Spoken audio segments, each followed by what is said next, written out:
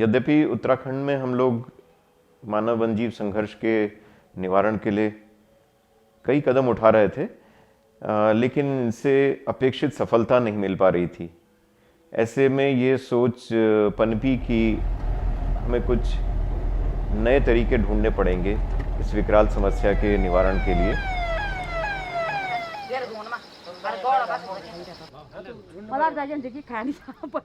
और इसी क्रम में हमने 2016 में एक कार्यशाला की, जिसमें महाराष्ट्र में जिन लोगों ने इस नई रणनीति को ज़मीन पे उतारा था उन्हें बुलाया और उनके साथ काफ़ी विचार विमर्श किया।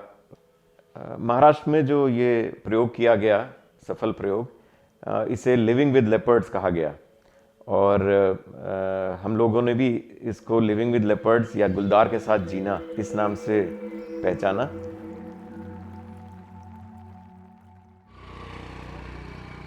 इस नरेंद्र नगर वन प्रभाग का जो देवप्रिया, कीर्तिनगर, पोखाल और पौड़ी वाला जो सेगमेंट है वो उत्तराखंड में सबसे ज़्यादा हॉटस्पॉट के रूप में परिलक्षित हुआ है।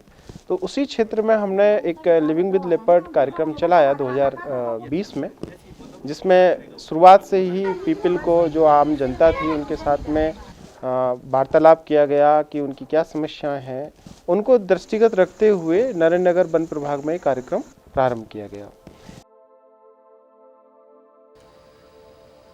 जो ये मतलब गुलदार होता है तो ये घर के आसपास ज़्यादातर जब किसी के या जानवर हो, कुत्ता हो, गाय हो या कुछ और भी बकरी हो, ज़्यादातर ये उन्हीं के लिए मतलब किसी के भी घर के आसपास घूमता मंडराता रहता है।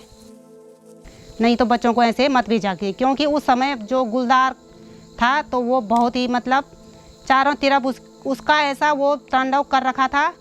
जहाँ भी देखो कुल गुलदार गुलदार, बस लोग कह रहे थे कि इधर गुलदार की समस्या हो रही है, उधर गुलदार की समस्या हो रही है। तो लोग डरे हुए थे, सहमे हुए थे। लिविंग विद लेपर्ड एक अपने में बहुत ही एक यूनिक प्रोग्राम है, जिसे महाराष्ट्र स्टेट से जो है वो लिया गया है और इसे उत्तराखंड लैंडस्केप के स्पेसिफिक जो है कस्टमाइज़ करके जो है इसका यूज़ किया जा रहा है। इसमें हमारा जो फोकस है वो फोकस है बिहेवियरल चेंजेस लाना, किस तरह से लोगों के बिहेवियर में जो है वो चेंजेस लाए जाए, सो दैट उसी लैंडस्केप में लेपर्ड भी रहे और आदमी भी जो है वो सेफली रहे, एक को एग्जिस्टेंस दोनों का रहे। फिर क्या है, एक भ्रांति क्या है कि गुलदार को मारने से संघर्ष कम हो जाता है। मतलब ये पैटर्न होता है इसका अलग अलग, जैसे कई बार बोलते हैं बस। तो अवेयरनेस के अलावा लिविंग विद लेपर्ड्स प्रोग्राम में कुछ एक्सपर्ट्स हैं जिन्हें जो है किस तरह से लेपर्ड को रेस्क्यू करना है या कोई भी प्रॉब्लमेटिक एनिमल है उसको रेस्क्यू करना है, तो उसके लिए प्रॉपर जो है 2 तरह की टीम्स जो हैं उसको बनाई गई हैं, जिसमें एक RRT है, रैपिड रिस्पांस टीम, और एक क्विक रिस्पांस टीम।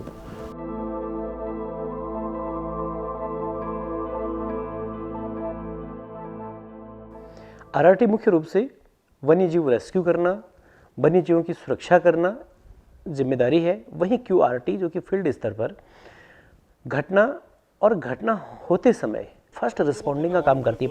कार्यक्रम का जो दीर्घ दृष्टिकोण था, एक लॉन्ग विजन के तहत जन जागरूकता फैलाई गई, डोर टू डोर कैंपेन के द्वारा या मंचों के माध्यम से या स्कूली विद्यालयों के माध्यम से। जंगल की सावधानी, एक जब स्कूल आ रहे हो ना, स्कूल जो है सब मिलजुल कर आएंगे। जहाँ पर भी अवसर मिला, टीम के द्वारा इस कार्यक्रम के तहत प्रत्येक व्यक्ति को जागरूक किया गया कि वो कैसे सावधानी रखे या कौन सी ऐसी चीज़ें हो सकती हैं जो जीवन शैली में हमें बदलाव करना है और उस बदलाव के तहत हम अपने आप को या व्यक्तियों को सुरक्षित कर सकते हैं। जैसे उसमें झाड़ियों का कटाव करना, लाइट का प्रबंध करना, जीवन शैली में बदलाव करना, देर शाम होने पर जो है कम विचरण करना, अति संवेदनशील क्षेत्रों में अत्यधिक सावधानी बरतना, ये सारे उपाय किए गए। प्रभावित क्षेत्र में RRT और QRT का गठन किया गया है।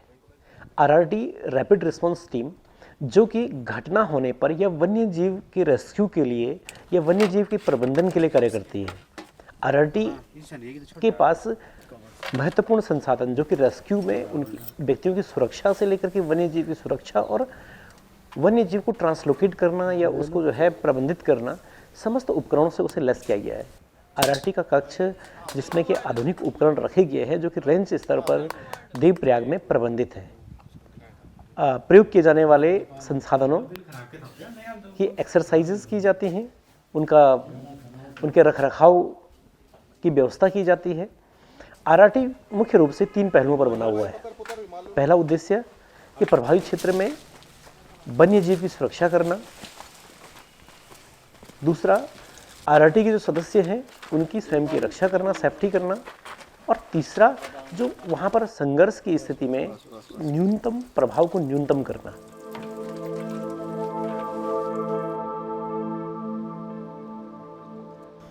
An awareness and sensitization program which makes people aware of what needs to be done to save themselves, and finally involving as many stakeholders as possible, such as the media, the police, the district administration, scientists, NGOs and the local community. And very simply, the messaging that we have been giving people is that you can't change the leopard's behavior.